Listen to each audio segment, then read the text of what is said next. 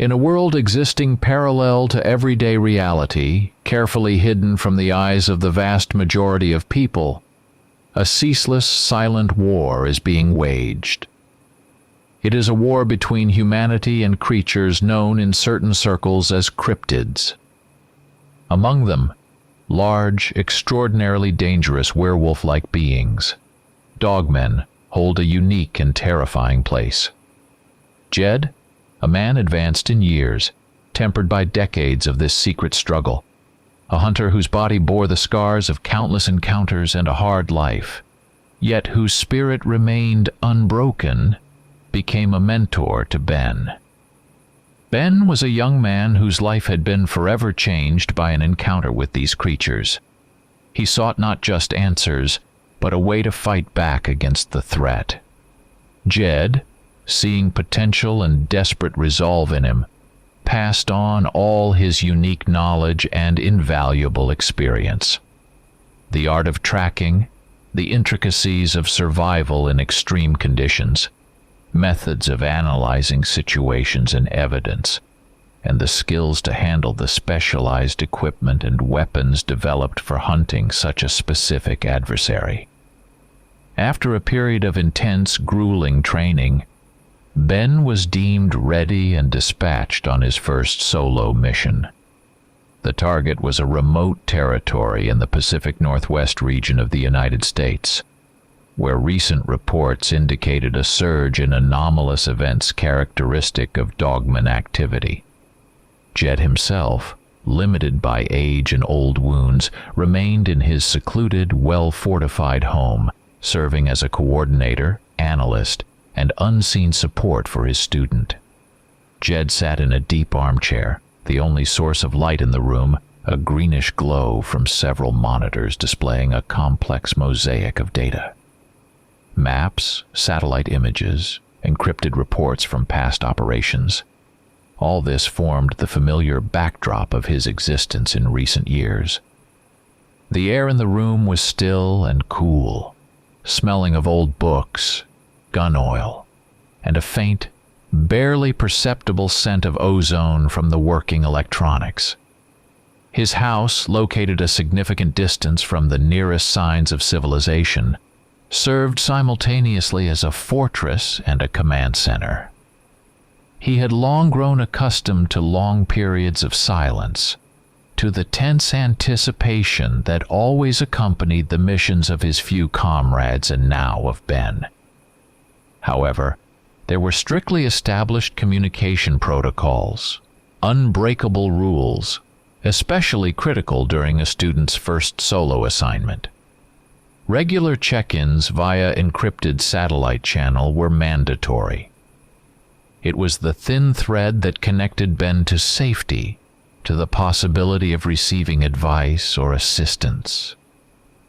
The appointed time for the next communication session arrived. A wall clock, an old mechanism with a copper pendulum, marked the seconds with methodical precision. Jed stared intently at the incoming signal indicator on one of the monitors. The indicator remained inactive. Minutes stretched, turning into a quarter hour, then half an hour. Ben was not establishing contact. Jed's initial reaction wasn't anxiety in its sharp, unsettling sense. He was a pragmatist, a man accustomed to accounting for all variables. Technical glitches were possible. Satellite communication could be temperamental, especially in the remote, mountainous and forested areas where Ben might be. Atmospheric interference, Ben's equipment malfunction, a simple time error. All these were taken into account. He made a note in his electronic log. Session 1 missed. Presumably technical reasons. But somewhere deep in his consciousness, where decades of experience had honed his intuition to a razor's edge, the first faint chill stirred. Several more hours passed. It was time for the second scheduled communication session, and again, silence. The signal indicator remained morbidly still. Now, simply dismissing the bad feeling was impossible. Jed activated alternative communication channels, if any were designated as emergency options for this specific mission. A shortwave transmitter capable of sending coded signals over limited distances, special frequencies. He sent a series of short, encrypted messages using call signs known only to them. There was no response. The slight unease he had tried to suppress after the first missed check-in began to escalate into tangible anxiety. Jed rose from the armchair, his joints protesting with a creak. He walked over to a large, detailed map of the Pacific Northwest, which covered nearly the entire wall. The map was covered with his own annotations made over many years, zones of confirmed activity, suspected migration routes of the creatures, dangerous areas. He carefully studied the region where, according to the plan, Ben should have been, marking potential high-risk areas with a red pencil. Dense forest stands, rugged terrain, proximity to abandoned mines, or old Native American trails about which disturbing rumors circulated. After several hours of unsuccessful attempts to contact Ben, Jed understood that passive waiting was no longer acceptable. He had to engage other resources, however limited they might be. He opened a secure file on his computer containing a list of old, trusted contacts, people linked to his past, those he could trust to a certain extent, but who were not privy to all the details of his current war. One was a former ranger living in Washington State, another an old hunter who knew the local forests like the back of his hand. Jed composed 2 short, carefully worded messages. He could not reveal the true reason for his concern.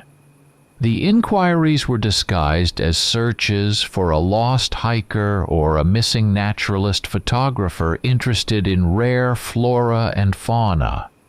He indicated the approximate area where Ben might be and asked to be informed of any unusual occurrences, rumors, the appearance of strangers, or abandoned vehicles. He emphasized that the information was confidential. Time dragged on agonizingly slowly. The third communication session passed in the same deafening silence. Then the fourth. All his attempts to establish contact with Ben, direct and indirect, had failed. A short reply came from one of the contacts.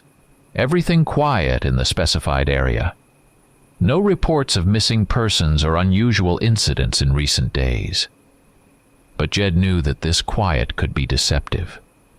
His years of experience, his instinct honed by countless encounters with danger, screamed at him that something was seriously wrong. This wasn't like Ben. He was too disciplined to break communication protocol so many times in a row without a compelling reason. Something had happened. Something serious. Ben was in trouble. This realization came not as a wave of panic, but as a cold, inexorable certainty. The decision was made. He would go himself. Jed began methodically preparing for the expedition. He moved slowly, but with the precise calculation of each movement. The years were taking their toll. His body no longer possessed its former strength and endurance, and old wounds occasionally reminded him of their presence with a dull ache. But his knowledge, his experience, his ability to read tracks and anticipate the enemy's actions, all this remained with him, and it was his main weapon. He retrieved his trusty large-caliber rifle from the gun's safe, checked the mechanism, and carefully selected cartridges, special ones, with silver cores or other modifications effective against those he hunted. Navigation equipment, a GPS receiver, a compass, paper maps of the area, communication devices, a satellite phone, a portable radio, an extensive first aid kit for severe trauma, including tourniquets, hemostatic agents, and painkillers. tools for gathering evidence, sample containers, tweezers, a camera. He gathered only the essentials. Every item was critical. Every pound of weight mattered. Before leaving the house, Jed spent some time organizing his records. Decades of research, observations, operation reports. All of it was systematized and stored in encrypted form. He left detailed instructions in case he did not return, indicating the location of a hidden archive and access keys for one trusted person, who was to be notified in the event of his prolonged absence. He cast a final glance at the map on the wall, marked with red and black annotations charting the chronicle of his long, secret war. Then, without looking back, he walked out of the house, closed the heavy steel door behind him, and headed towards his old but reliable pickup truck. The journey northwest would be long. The road west stretched like an endless gray ribbon beneath the wheels of Jed's old but dependable pickup. State after state was left behind, changing flat landscapes into foothills and then into more imposing mountain ranges. Jed drove with focused concentration, his gaze fixed on the road, but his thoughts drifted far away. He had ample time for reflection and detailed planning of his upcoming actions.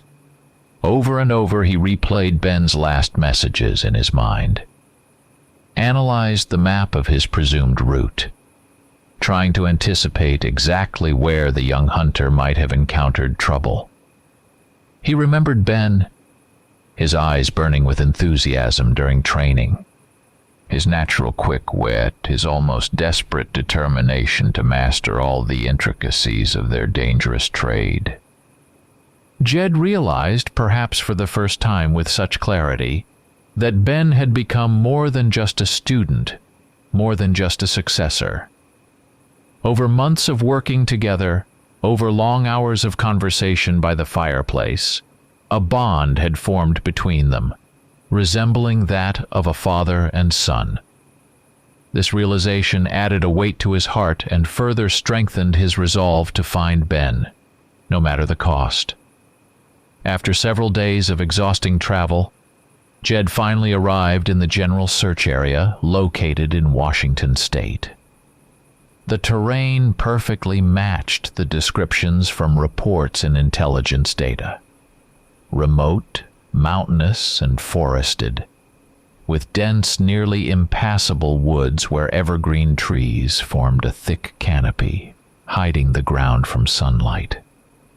The climate was humid, which was evident from the constant dampness in the air and the wet leaves underfoot, even if it hadn't rained for days. Numerous streams and small rivers cut through the complex, rugged relief, abundant with ravines, rock outcrops, and dense undergrowth of ferns and brush. This was an ideal habitat for cryptids. Here they could easily hide, hunt, and leave no obvious traces of their presence for the uninitiated eye. But for an experienced tracker like Jed, this forest was a book that merely needed to be read. Jed understood he couldn't simply wander the forest with a weapon openly, attracting unwanted attention. He needed cover. Depending on the specific situation and location, he might pose as a solitary tourist, an avid wildlife photographer seeking rare shots, or an unassuming fisherman checking local waterways. He began systematically surveying the area, moving from the last known point where Ben had made contact and following his presumed route, which they had discussed in detail before the mission began. He checked abandoned logging roads, old hiking trails marked on maps, and those barely discernible among the trees. His search was not limited to the forest. Jed applied all his detective skills acquired over decades of operational work. He visited the few local gas stations, small general stores, roadside diners, and campgrounds where travelers might stop. He engaged in short, casual conversations with local residents, loggers, ranchers, game wardens, exercising extreme caution. He didn't ask direct questions about Ben or anything overtly suspicious. Instead, he inquired about the weather, the condition of roads and trails, and asked if they had seen anything unusual lately, perhaps a rare animal or tracks of a large predator. He listened carefully to local rumors and tall tales, trying to separate fiction from possible grains of truth. He looked for any, even the slightest mention of strangers appearing in the area, of strange vehicles, of missing pets, or any unexplained incidents. The priority was to find Ben's vehicle. Jed knew that Ben, trained by him, would not leave his vehicle in plain sight if he planned to venture deep into the woods for an extended period or if he anticipated danger. Therefore, Jed focused his search on places where a vehicle could be discreetly hidden. Dead ends of abandoned logging roads, dense thickets at the edge of the main, less traveled road, old overgrown quarries or clearings left from timber harvesting. He systematically drove through such places, carefully examining the roadsides and the adjacent forest.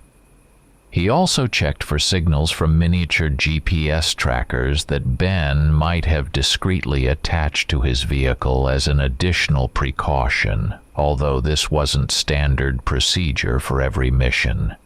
But most often he relied on his sharp, trained eye, capable of noticing the slightest signs of human presence where there shouldn't be any. After 2 days of intense searching, when Jed had begun to doubt the correctness of his chosen direction, he finally found what he was looking for. Ben's truck, a dark green pickup, was hidden exactly as Jed had taught him, behind a dense wall of young fir trees, a few dozen yards from a barely visible forest road, almost invisible from the main route. The camouflage was expertly done. Inspecting the vehicle became a separate, meticulous procedure. Jed circled the pickup, carefully examining the ground around it. There were no obvious signs of forced entry. The doors were locked. He took out the duplicate key that Ben had left him just in case. Inside the cabin, Ben's belongings, a backpack with some gear, a sleeping bag, food supplies were neatly packed, but not as if he intended to return soon. There was something about the arrangement of the items that suggested haste, or perhaps that someone else had rummaged through them. Jed checked the glove compartment under the seats. No notes, no obvious signs of a struggle inside the vehicle. However, when he carefully examined the ground near the driver's door, he noticed several barely visible boot prints that did not belong to Ben. They were larger and pressed deeper into the damp soil, and on the edge of the pickup's metal running board he found a tiny, almost invisible tuft of dark, coarse hair caught on a burr in the metal, and also a barely perceptible scratch on the door paint, too high to have been left by a common forest animal. These were the first, subtle but disturbing clues indicating that Ben had left the vehicle either unwillingly or in an extremely urgent situation. Tracks led from the truck into the forest. Jed unmistakably identified Ben's boot prints. He knew the tread pattern of his hiking boots, but alongside them, and sometimes overlapping them, were other, larger and deeper tracks, belonging to at least 2 unknown individuals. Jed began a foot pursuit. He moved slowly, carefully examining every broken twig, every flattened leaf, every scratch on the bark of trees. He looked for specific coded signs that hunters in their group sometimes left for each other in case of danger or to indicate direction. The forest was damp, the ground soft, which made tracking easier, but the dense undergrowth and rugged terrain required maximum concentration. He employed all his tracking skills, honed by decades of hunting in the wildest corners of the northwest forests. The trail led further and further from the road, into the very heart of wild, untouched nature. The trail, which Jed had meticulously followed for several hours, became increasingly distinct. Ben's tracks, interspersed with the larger and coarser prints of his presumed captors, led him away from the abandoned logging road, deeper and deeper into the thicket of the primeval forest. The terrain grew more complex, the climbs steeper and the undergrowth denser. Jed moved with his characteristic caution, constantly scanning his surroundings, listening for the slightest sounds. And just as he began to assume the trail would lead him to some abandoned camp or cave, it took an unexpected turn and began to descend into a less forested valley. Soon, through the trees, the first signs of human habitation appeared. It was a small, isolated settlement nestled right on the border of the vast forest massif. The path here wasn't a random wandering through the woods. There was a distinct impression that Ben had been deliberately led or carried to this very spot. This discovery caused Jed to stop and reevaluate the situation. He approached the outskirts of the settlement with maximum caution, using the dense brush and tree trunks as cover. From a distance of several hundred yards, he began to carefully study the scene before him. At first glance, it was a typical small settlement of which many are lost in the backwoods of the American Northwest. A few dusty, unpaved streets, along which stood old, weathered wooden houses, many in need of repair. Small vegetable gardens were visible here and there. In the center of the settlement, a building could be discerned, perhaps a former general store or post office, and a little further off, a structure with a spire resembling a small country church. There was nothing overtly sinister or off-putting about the appearance of the houses and streets.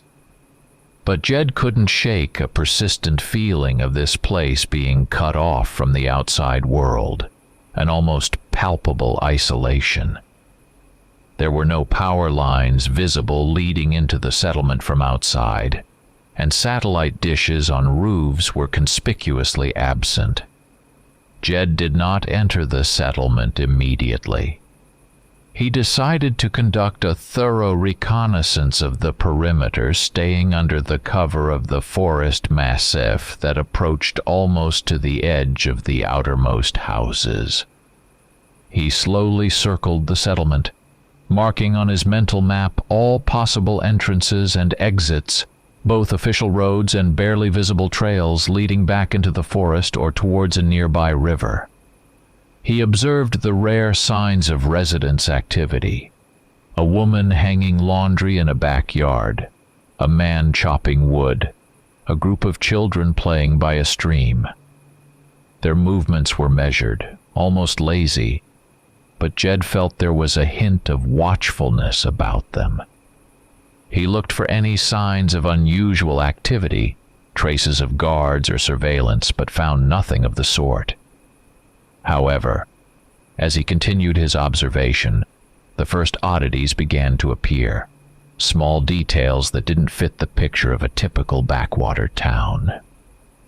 Firstly, the almost complete absence of domestic animals, usually so characteristic of rural areas, was striking. He didn't see a single dog lazily lying on a porch, didn't hear a cat's meow. The only living creatures besides humans were crows, which circled above the forest cawing, but for some reason avoided flying into the settlement itself. Secondly, on the walls of some houses and outbuildings, especially those on the periphery, Jed noticed strange, time-faded symbols painted with dark pigment. The symbols were unfamiliar to him, but their recurring nature indicated they held some significance for the locals. Thirdly, he couldn't shake a persistent, almost physically felt sensation of being watched. Although he couldn't pinpoint the source of this observation, it seemed the very air here was thick with tense anticipation. And finally, from time to time, strange, unfamiliar odors reached his nostrils from the direction of the settlement, intensifying particularly as dusk fell. A mixture of something sweetly cloying and simultaneously stale, reminiscent of damp earth and rotting leaves, but with an unpleasant animalistic note. After several hours of scouting, Jed decided to make a brief, carefully controlled visit to the settlement. He needed to replenish his drinking water and perhaps buy some food if there was a store. This would also give him an opportunity to observe the residents and their behavior up close. He chose the building that looked like a store, and trying to appear like an ordinary lost tourist, went inside. The store was dim and smelled of dust. An elderly woman with an impassive face sat behind the counter. Besides her, there were 2 other men in the room, silently looking at the meager assortment of goods. When Jed entered, all conversation immediately ceased, and 3 pairs of eyes stared at him. Their gazes weren't hostile, but cold, evaluating, and distinctly unfriendly. Jed politely said hello and asked for water and bread. The woman behind the counter replied monosyllabically, without looking up. The men continued to observe him in silence. He paid, took his purchases, and hurried to leave. No one attempted to strike up a conversation with him. No one showed the slightest curiosity. There was a sense of almost monolithic unity among these people, and their clear desire for him, the stranger, to leave their territory as quickly as possible. Returning to the safe cover of the forest, Jed took out his satellite phone. Taking all precautions to avoid his signal being triangulated, he tried to find any information about this unnamed settlement.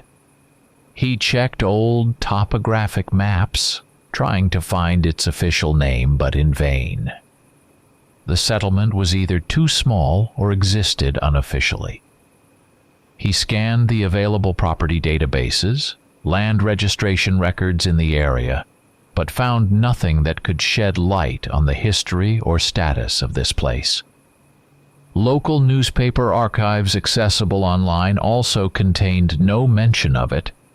No reports of unusual incidents or events related to this particular stretch of forest. The impression was that the settlement was either founded very recently and illegally, or conversely, was so old and isolated that it had long fallen out of all official registers, as if having died out on paper while continuing its hidden existence. Perhaps it even had no formal governance or connection to county authorities. By the end of the day, Jed had no doubt. This isolated settlement was the key to solving Ben's disappearance. The people living here were hiding something, and that secret was somehow connected to his student. He didn't yet know what they were hiding, or what their role in what had happened was, but his intuition and years of experience told him that the threat came not only from the depths of the surrounding forest, but also from the inhabitants of this strange, God-forsaken place themselves. Ben was either here, or he had been moved from here, and those who had done it were dangerous. The next few days Jed devoted to careful and clandestine observation of the settlement. He shifted positions on its outskirts, using natural cover dense thickets, fallen trees, uneven terrain. Under the cover of darkness, moving with the silence of a ghost, he sometimes crept closer to the houses, examining abandoned-looking sheds, empty outbuildings, dark cellar windows, trying to detect any signs that Ben might be held in one of these places. He looked for traces of recent presence, fresh footprints, unusual sounds, but so far without result. The settlement looked sleepy and almost lifeless during the day, but as night fell, the atmosphere changed, becoming more tense and mysterious. One night, taking up a comfortable position on a hillside overlooking the central part of the settlement, Jed witnessed a strange gathering. Around midnight, figures dressed in dark, loose clothing silently emerged from several houses. They gathered in a small clearing near the old, dilapidated church. Some held dimly burning oil lamps or torches, casting flickering shadows on the walls of the houses. There were no more than 15 people. They stood silently, forming a circle.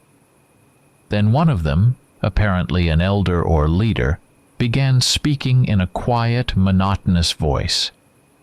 From that distance, Jed couldn't make out the words, but it resembled either a mournful chant or the reading of some text. The others listened motionless, their faces hidden in the shadows of hoods or low-brimmed hats. This was not like a regular religious service. There was a sense of grim devotion in the movements and postures of these people to something unseen, something that was present here, in this clearing, along with them. After about an hour, the gathering ended just as quietly, and the people dispersed to their homes, leaving Jed with even more questions. Continuing his forays and observations, Jed began to find more and more of the strange symbols and markings he had noticed earlier, but hadn't paid much attention to. Now he studied them more carefully, photographing them with his secure phone or making precise sketches in his notebook. The symbols were carved into the bark of old trees at the forest edge bordering the settlement, drawn on stones near the river, painted on the back walls of houses hidden from view. Some resembled stylized images of animals, a wolf or a large dog, others phases of the moon, others some geometric patterns, related, it seemed to him, to the local topography, to the arrangement of hills and streams. He began to suspect that these symbols were not merely decoration or random marks, but carried a specific meaning, perhaps serving to mark territory boundaries, to ward off strangers, or for some ritualistic purposes. Simultaneously, Jed deliberately searched for physical evidence of DOGMAN presence, or creatures like it, not only in the surrounding forest, but also in the immediate vicinity of the settlement, or even within it. And his search was successful. In the backyard of one of the most remote houses, at the very edge of the forest, he discovered a clear print of a huge paw in the soft, damp earth, not belonging to any animal known to him.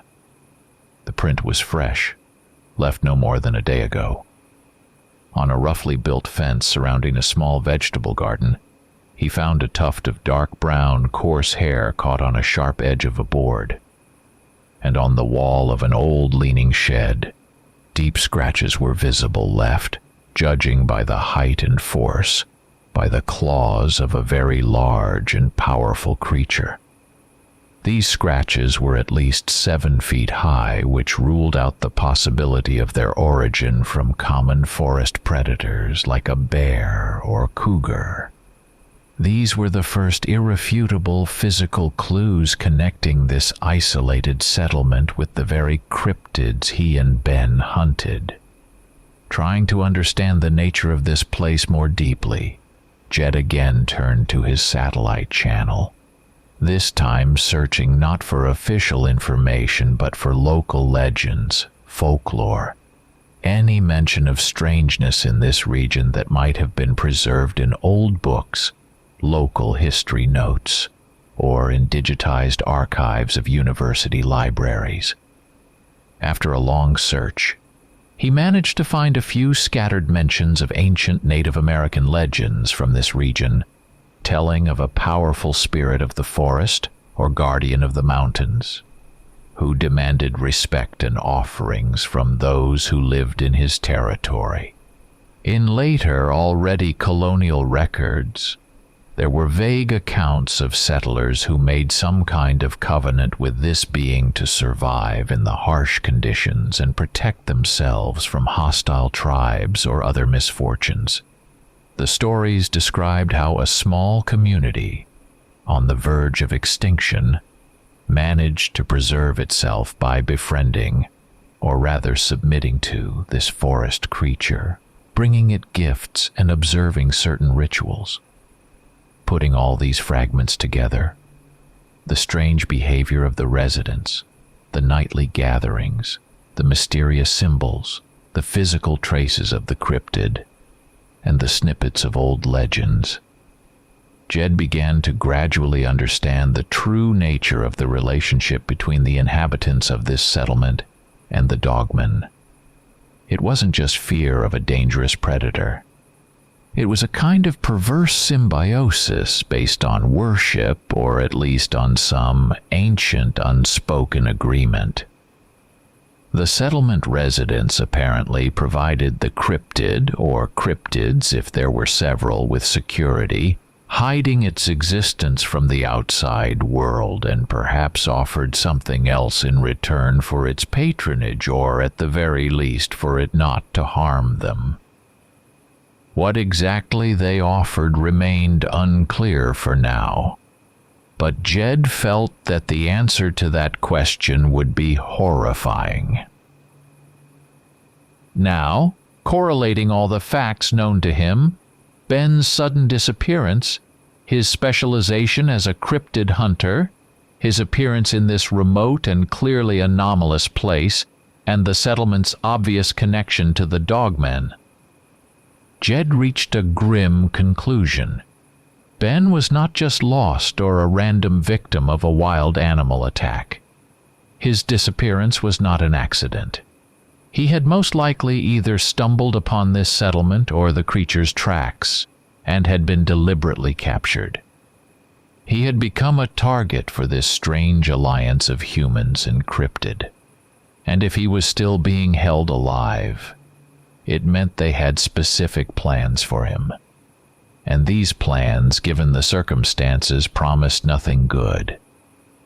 Based on the results of his many days of observation, the analysis of the residents' behavior and logical deductions, Jed began to gradually narrow down the potential locations where Ben might be held.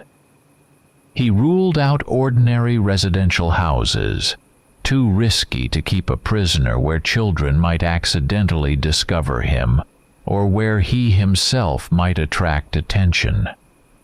His attention focused on a few structures that stood out from the rest. The old, dilapidated church on the outskirts of the settlement, which he had already mentioned. A large, squat building in the center, possibly a former town hall or community center, now appearing abandoned. And one more place, the entrance to an old, long-abandoned mine, located about half a mile from the settlement, at the foot of a rocky hill.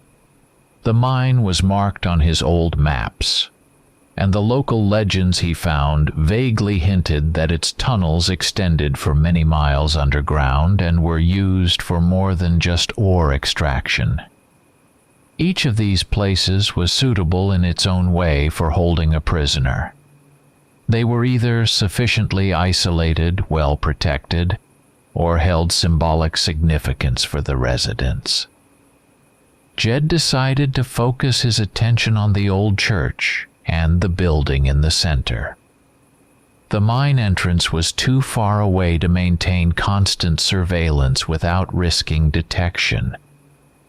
He chose a new position for covert observation that allowed him to control the approaches to both buildings. He had to lie for several hours in dense juniper bushes, patiently waiting for any sign that might confirm his suspicions. He used high magnification binoculars and night vision equipment as dusk deepened. His camouflage skills, honed over years, allowed him to remain invisible even in relatively open terrain. He could have used more sophisticated technical means, such as miniature hidden cameras or directional microphones, but installing such equipment in close proximity to potentially guarded objects would have involved enormous risk. Confirmation came towards the end of the second day of observing the church. Late in the evening, when the settlement was plunged into almost complete darkness, disturbed only by the moonlight and rare lights in house windows, Jed saw two men approach the church. They were carrying something resembling a tray of food and a jug of water. They opened the heavy creaking door and went inside. A few minutes later, they came out with the tray now empty. This in itself didn't prove anything, but about an hour later, Jed caught a barely audible sound. It wasn't a shout or a groan, but rather a muffled cough, coming from deep inside the building through one of the boarded-up windows. The cough was familiar to him. It was Ben's cough. He had a specific way of clearing his throat after a bout of pneumonia in his youth. Jed's heart pounded. There was no longer any doubt. Ben was there in that old church, and he was alive. Now that Ben's location was established, the next even more terrifying question arose. Why were they holding him? The answer began to become clear when, risking being seen, he crawled closer to the church and tried to overhear the conversations of those entering and exiting it. He managed to catch fragments of phrases coming through cracks in the boarded-up windows. They spoke of the gift, of the cleansing soon, of the favor of the master of the forest. In one conversation, the phrase was uttered, "He is strong, the stranger. The master will appreciate such a one."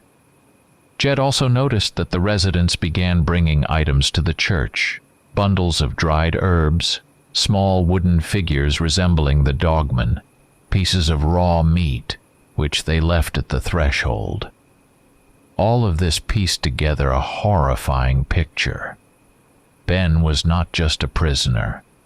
He was being prepared as a sacrifice.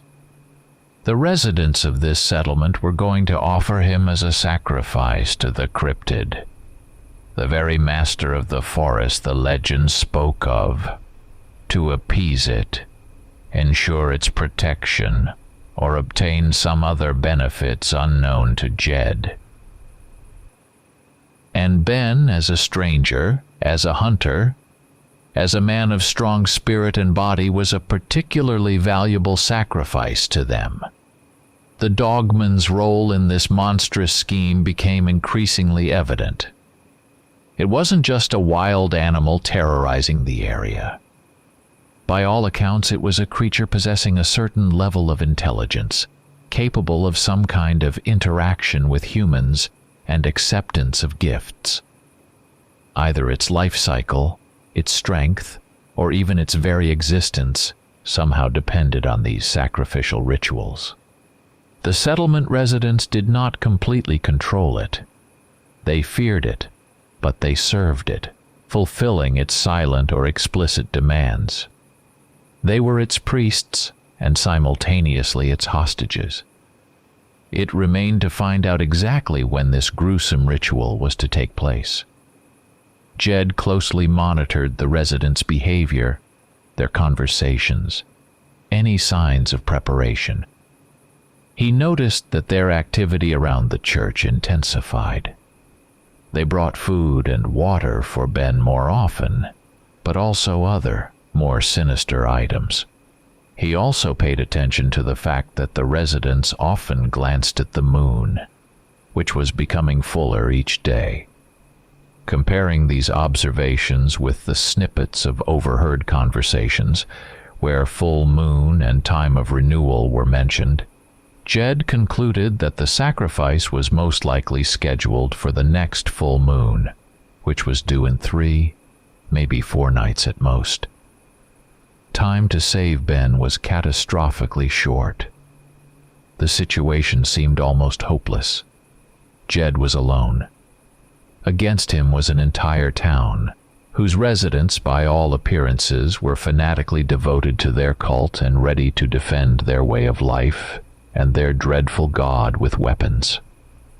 Plus the cryptid itself, an incredibly strong, cunning, and deadly opponent with whom Jed had already crossed paths in the past, and he knew what this creature was capable of. The plan to save Ben had to be more than just well thought out. It had to be desperate, audacious, and likely involved enormous risk to his own life. But there was no other way. He couldn't leave Ben to be torn apart by these fanatics and the monster they worshipped. Realizing the gravity of the situation and the extreme time constraint, Jed decided to temporarily retreat from the immediate vicinity of the settlement. He needed a safe place where he could analyze the collected information, assess his strength, and develop a detailed action plan without interference. He moved several miles deeper into the forest, choosing a dense fir grove on a hillside for cover, from where, nevertheless, he could quickly return to the settlement if necessary. The thought of contacting official law enforcement didn't even occur to him. Firstly, they simply wouldn't believe his story of a cult worshipping a forest monster and an impending human sacrifice. They would think he was crazy. Secondly, even if he miraculously managed to convince them, police intervention would likely lead to panic among the residents, an armed confrontation, and, most frighteningly, could provoke them to immediately kill Ben to get rid of the main witness and the gift. No, this was his personal war, his personal responsibility. He himself had drawn Ben into this world, and he himself had to get him out. Jed's first step was a thorough assessment of the enemy's strength. The settlement residents. By his estimate, there were 30 to 40 adult men capable of bearing arms. They were likely armed with hunting rifles, shotguns, perhaps some had pistols. They were united by a common secret and fanatical faith, knew their territory perfectly, and were undoubtedly ready to fiercely defend their way of life. The cryptid, or DOGMAN, a creature of incredible physical strength, possessing lightning speed, bestial cunning, and astonishing resilience. Its claws and teeth were terrible weapons, capable of tearing a man apart in seconds. The environment also worked against him. The dense, dark forest, the narrow streets of the settlement where it was easy to set an ambush, and most likely, the operation to free Ben would have to take place at night, further complicating the task. Developing the plan took Jed several hours. He considered various options. A simple assault with the aim of killing all the residents and freeing Ben was ruled out. He was alone, and it would be suicide. Attempting to stealthily infiltrate the church, free Ben and leave just as discreetly seemed more realistic, but also had its weaknesses. The church was likely guarded, and any noise could raise the alarm. Using a diversion, such as setting fire to one of the abandoned buildings on the outskirts to distract the residents, could give him some advantage, but it could also provoke chaos and endanger Ben's life. In the end, Jed settled on a plan that combined elements of stealth, surprise, and, if necessary, decisive force. The main idea was to get as close to the church as possible under the cover of night, neutralize external guards if any were present, quickly infiltrate, free Ben, and immediately withdraw along a predetermined route to where he had left his pickup. Choosing weapons and equipment for the upcoming operation was critical. Jed carefully sorted through his arsenal.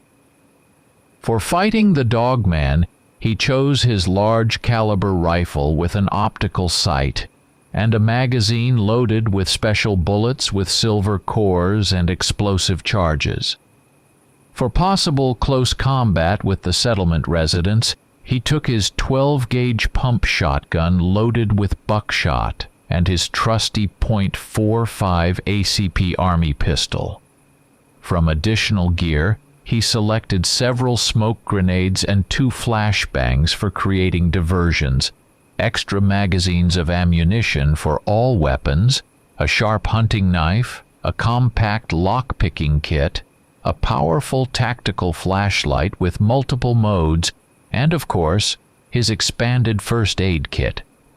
He tried to optimize the weight of his gear, understanding that his physical capabilities were not what they were 20 years ago, and every extra pound would slow his movement.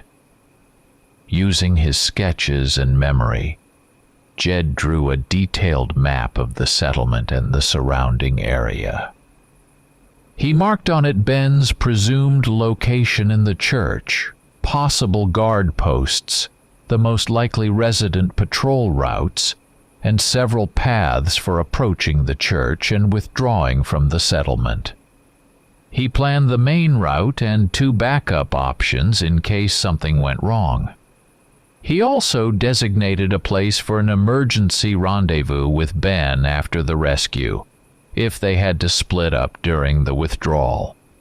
Before setting out, Jed conducted a scrupulous check of all his weapons and equipment.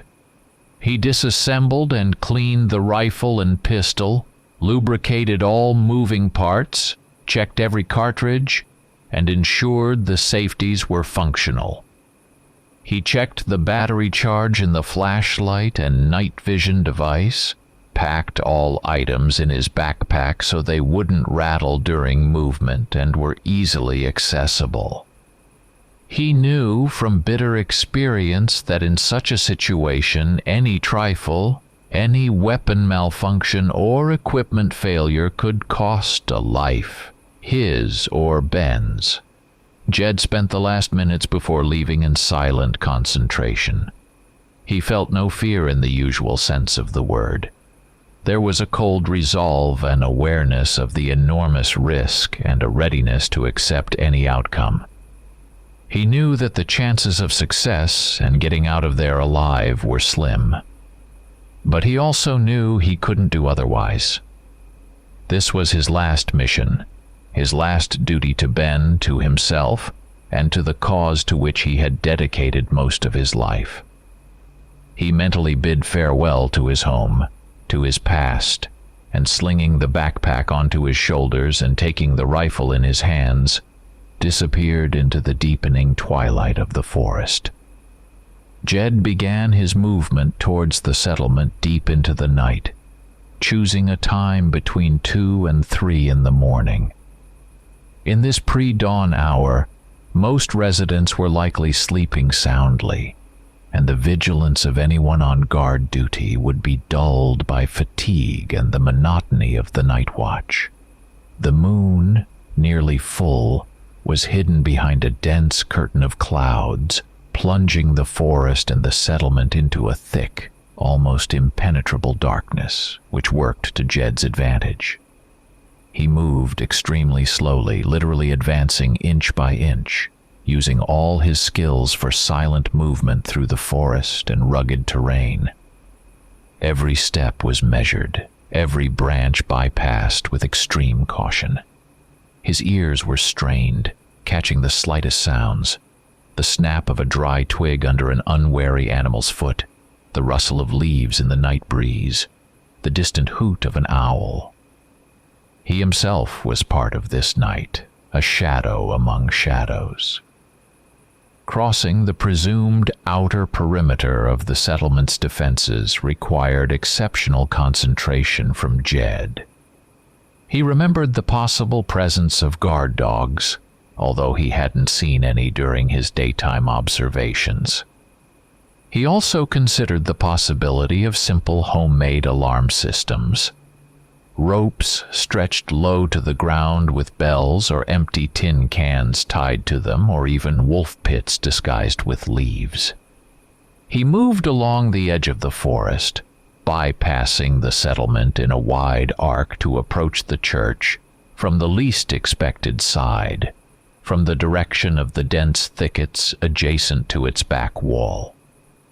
He managed to bypass several suspicious areas where his intuition told him to be especially careful, and to his relief, he did not encounter any obvious signs of organized defenses on the outer approaches. Having penetrated into the settlement itself, Jed began moving along the pre-planned route he had memorized. He moved from one cover to another, from the shadow of a large tree to the dark gap between sheds, from a dense bush to the unlit wall of a house.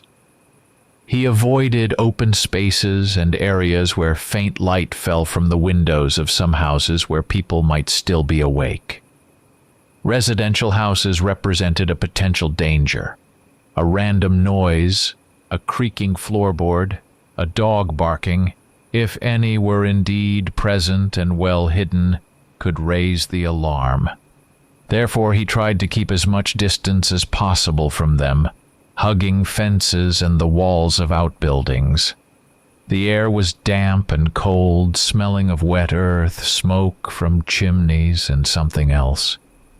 That same specific, unpleasant odor he had caught earlier, and which he was now sure was connected to the presence of the cryptid. When Jed was about 100 yards from the church, he suddenly froze.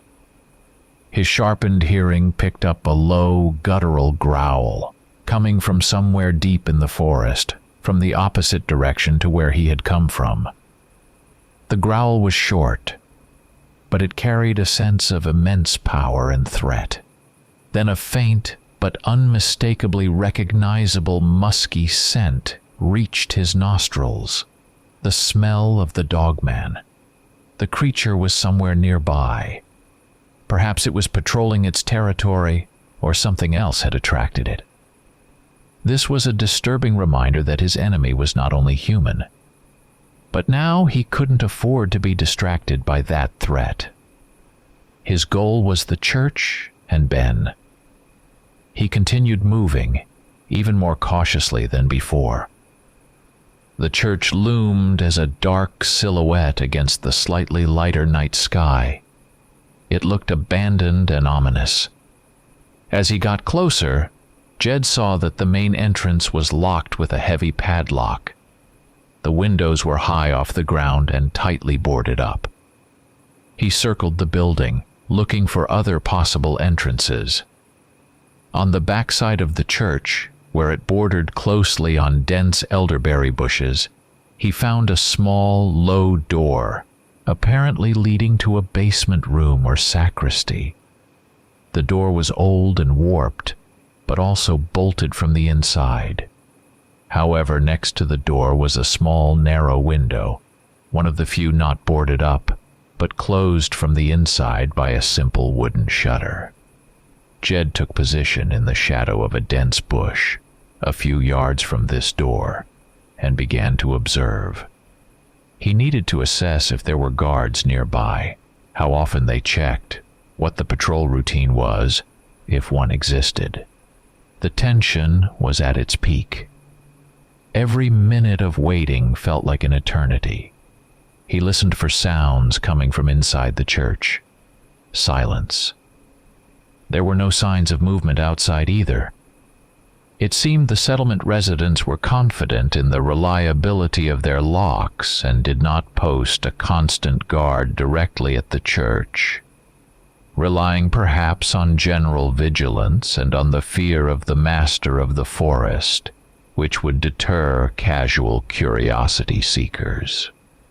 After waiting about half an hour and satisfying himself that there was no immediate threat, Jed decided to act. He couldn't afford to waste precious time. The plan was to get in through that narrow window. He took out his knife and a thin steel plate from his backpack. Carefully, trying not to make a sound, he attempted to pry open the shutter. The wood was old and pliable. After a few minutes, he managed to bend the edge of the shutter enough to slip his hand inside and feel for the simple bolt that fastened it from within. Another effort, and the bolt yielded. The shutter quietly creaked open. Jed peered inside. It was pitch black and smelled of mold and dampness. It was a small, cramped room, likely a storage area or vestry. The air here was stale, heavy, saturated with the smells of dust, rotting wood and something else, subtly unsettling. He turned on his tactical flashlight, first fitting a red filter over it. This light was less visible from outside and allowed him to preserve his night vision. The dim red beam picked out bare stone walls, shelves with some old church books covered in a thick layer of dust, and brittle cobwebs in the corners. A single door led from this room, presumably into the main space of the church. Jed listened intently. Barely audible, ragged breathing came from behind the door. He slowly and carefully eased the door open. It squeaked in protest despite all his efforts. He froze, waiting for a reaction, but only the same labored breathing came from inside. He slipped through the gap. The main hall of the church was shrouded in gloom.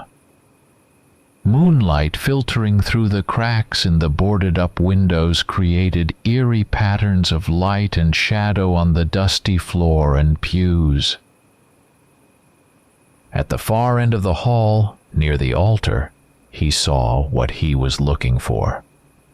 Ben was there. He was sitting on the floor, his back against the cold stone wall.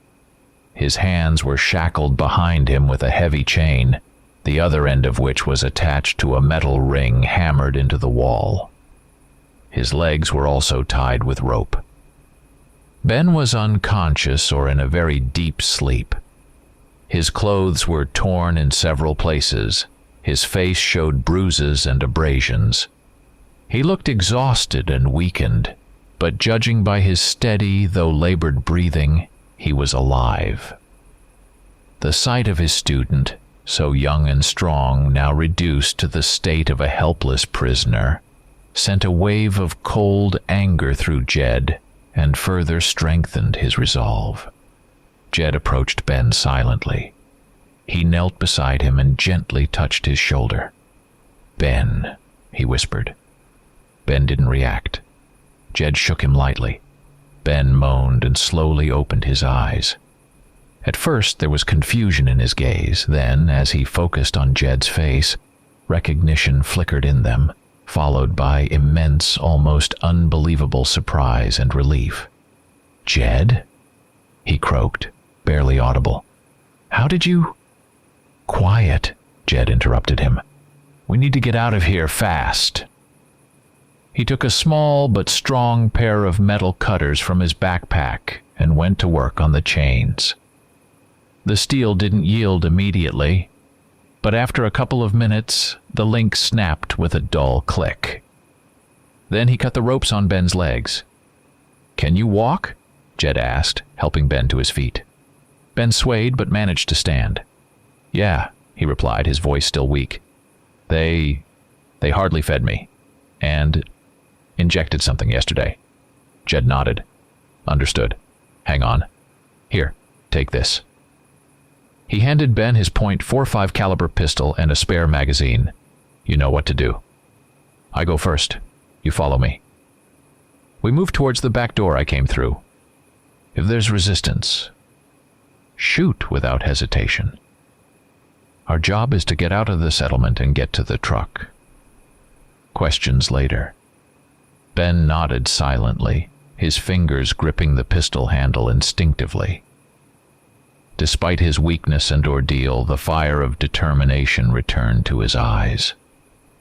At that very moment, as they were about to move towards the exit from the sacristy, steps and muffled voices were heard from outside, near the church's main entrance. Then came the scrape of a key in the lock. Someone had arrived. Had they been discovered, or was this a scheduled check? There was no time to think. "Too late," Jed whispered. "They're at the main entrance. We'll have to break through them or find another way." But there was no other way. The church's main door creaked open, and two silhouettes appeared in the doorway. One held a lantern, its beam sweeping across the dark hall. "Hey, are you in there sleeping?" a rough voice called out. The lantern beam stopped at the spot where Ben had just been sitting and illuminated the empty chains. "What the? He's gone? Alarm!" the second voice shouted. Almost simultaneously with this cry, a long, unsettling howl, like a siren or a horn, came from the direction of the settlement. The signal had been given. The entire settlement would be on its feet in minutes. "Only forward now," Jed commanded. He pushed Ben ahead of him into the narrow passage leading from the sacristy outside, covering their retreat himself. They had barely burst out of the church into the darkness of the backyard when the two men who had raised the alarm came running out of the main entrance. One fired a random shot in their direction from a shotgun. The charge of buckshot whizzed past with a whine, clipping several branches from the elderberry bush. Jed returned fire with an aimed shot from his rifle. One of the attackers cried out and fell. The second ducked around the corner of the church. The first engagement had begun. Jed and Ben, returning fire and using cover, began to fight their way towards the edge of the settlement, towards the forest, where their only chance of salvation lay. But other residents were already running out of their houses, armed with whatever they had. The path to freedom promised to be bloody. As soon as Jed and Ben broke free from the immediate vicinity of the church, it became evident that the entire settlement was on high alert. Armed figures converged on the center from dark alleys and houses. Shouts, the barking of dogs that Jed hadn't noticed before, but which were now obviously unleashed, and scattered gunfire created an atmosphere of chaos and impending mortal danger. The moonlight, breaking through ragged clouds, only worsened the situation, creating harsh shadows and illuminating the open areas the fugitives had to cross. A full-scale shootout erupted.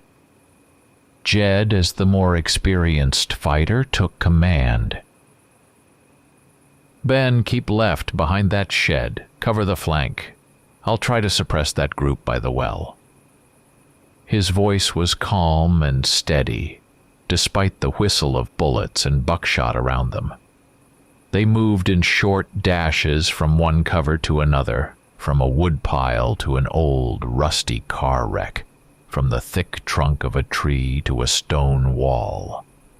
The settlement residents, enraged by the audacious escape of the prisoner and the loss of one of their own, pressed forward with desperate resolve. They were fanatics, defending not just their homes, but their long-standing way of life, their terrible secret, and their bloody patron.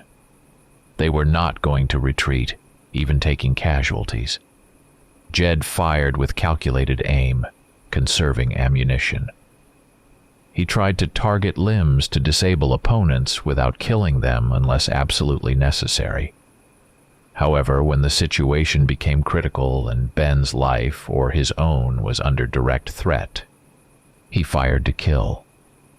Ben, despite his weakness and the shock he had endured, held his own remarkably well. He accurately followed Jed's commands, returned fire with his pistol, and several times his accurate shots forced attackers to retreat or seek cover. In the very thick of this fierce shootout, just as Jed and Ben had almost reached the edge of the settlement where the saving forest began, the very thing Jed feared most happened. From the depths of the forest, from the direction where he had previously heard the growl, a new sound arose, a long, soul-chilling howl full of rage and hunger, and then, out of the darkness between the trees, it leaped at them, the Dogman. A huge, almost 8-foot-tall creature covered in dark brown matted fur, moving on powerful hind legs. Its eyes glowed red in the gloom, and a growl that froze the blood erupted from its enormous fanged maw. The creature had been drawn by the noise of battle, the smell of gunpowder, blood, and fear. It didn't distinguish between friend and foe. It saw prey. The Dogman lunged with incredible speed at the nearest group of residents who were trying to outflank Jed and Ben. Heartbreaking screams, sounds of tearing flesh and crunching bones filled the air. This injected even greater chaos into the already tumultuous fight. Now Jed and Ben had to fight on two fronts, repelling the remaining but no less dangerous settlement residents, and simultaneously keeping track of the movements of the monster, which could attack them at any moment. The Dogman was the main, primary threat. Its strength and ferocity were unmatched by the armed men.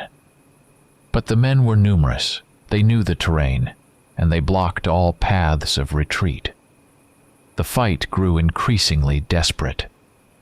Jed felt his strength draining. Old wounds ached, his breathing was ragged.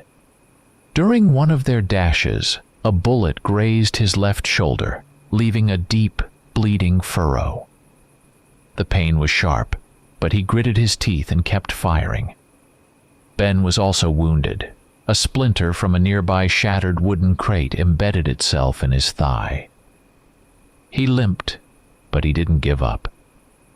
They were pinned in a small area, between a burning shed, which the residents themselves had set fire to illuminate the area, and the thick wall of the forest, where the Dogman lurked in the shadows, waiting for an opportune moment to attack.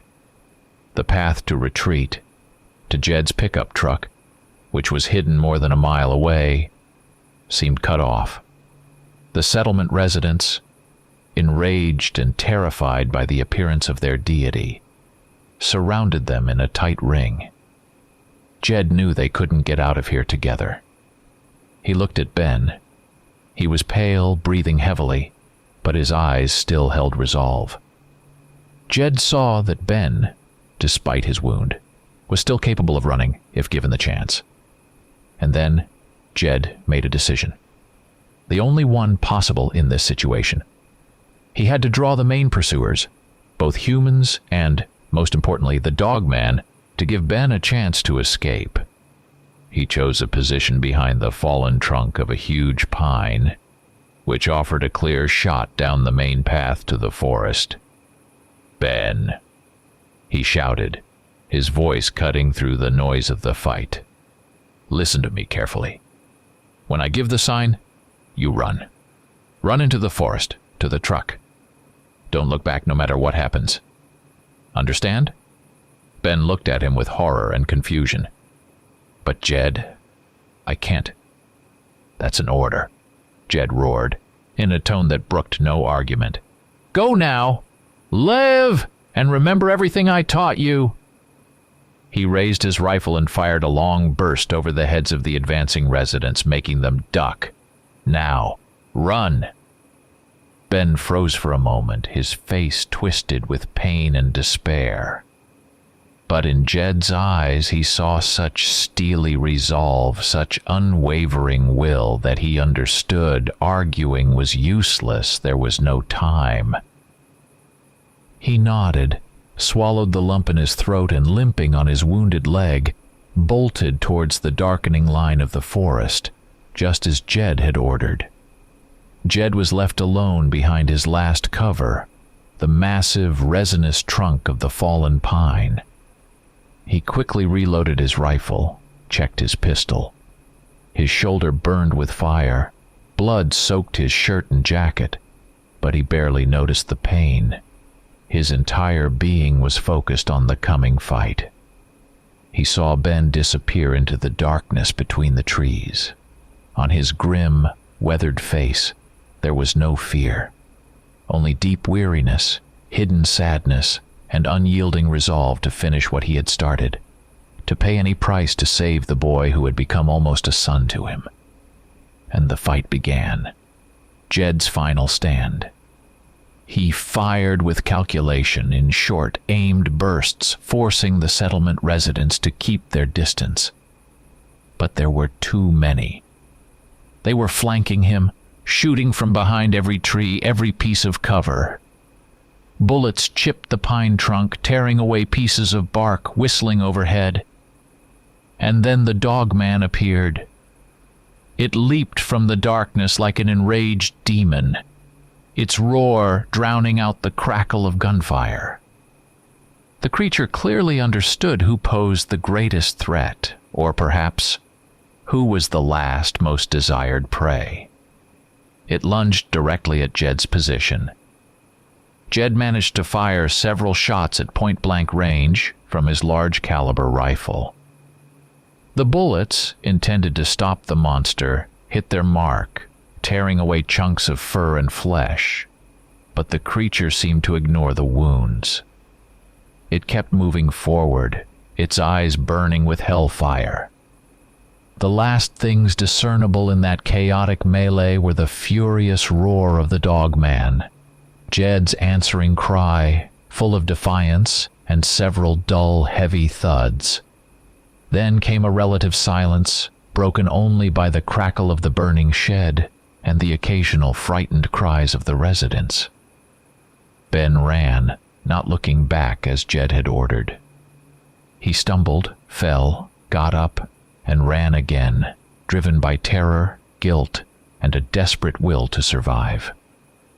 The sounds of the battle, coming from behind him, gradually faded, or rather shifted, as if the main action had moved to one spot. He heard gunshots, the monster's furious growl, people's cries, and then a sudden, almost deafening silence, which was more terrifying than the battle itself. He ran until his strength gave out, using all the survival and navigation skills Jed had taught him. He moved by the compass Jed had always made him wear, towards the spot where the pickup was hidden. When the sounds of battle finally ceased, replaced only by the usual nocturnal rustlings of the forest, Ben allowed himself to stop for a few minutes to catch his breath. He leaned against a tree trunk, his chest heaving, his wounded leg throbbing with pain. He was alone, completely alone in this hostile forest full of dangers. The silence after the storm pressed in on his ears. He didn't know what had happened back there, on the edge of the settlement. He didn't know if Jed was alive. With superhuman effort, Ben forced himself to move on. After several hours of exhausting travel, as the pre-dawn twilight began to paint the sky in the east, he finally reached the place where he and Jed had left the pickup. The truck was there, safe and sound. Ben opened the door, fell onto the seat, and for a few minutes lost consciousness from pain, exhaustion, and nervous collapse. Coming to, he found bandages and antiseptic in the first aid kit, awkwardly dressed his own wound and Jed's shoulder wound. The one he had only just remembered needed treating too. He started the engine and, pulling onto the abandoned logging road, drove away from that cursed place. He couldn't go back to look for Jed. It would have been suicide.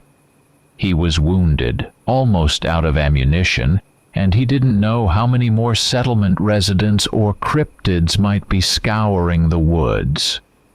Moreover, he had to fulfill Jed's last wish to survive and pass on the information. Much later, weeks later, when he had somewhat recovered from his wounds and shock, he contacted one of Jed's trusted contacts. A cautious reconnaissance attempt was made in the area of that settlement, but they found nothing. No trace of Jed, neither alive nor dead. The site of the final struggle had been meticulously cleaned. Only traces of the fierce fight remained. Bullet dents on the trees, a few spent casings that had apparently been missed during the cleanup, patches of dried blood on the ground. But whose it was impossible to determine. No body, no sign that anyone had died there at all. The story did not end there. It merely entered a new, agonizing phase for Ben. He had been saved, but the price of that salvation was impossibly high. The cursed settlement with its terrible secret remained somewhere out there, deep in the forests of the Pacific Northwest. The DOGMAN might have been wounded in that fight, perhaps even killed, but who could know for sure how many more such creatures inhabited those parts? Jed's fate remained unknown. Did he perish in that final desperate fight? Was his body carried away by the DOGMAN or hidden by the residents? These questions lay heavily on Ben's shoulders. He was left alone. The war continued, and now he had to wage it alone.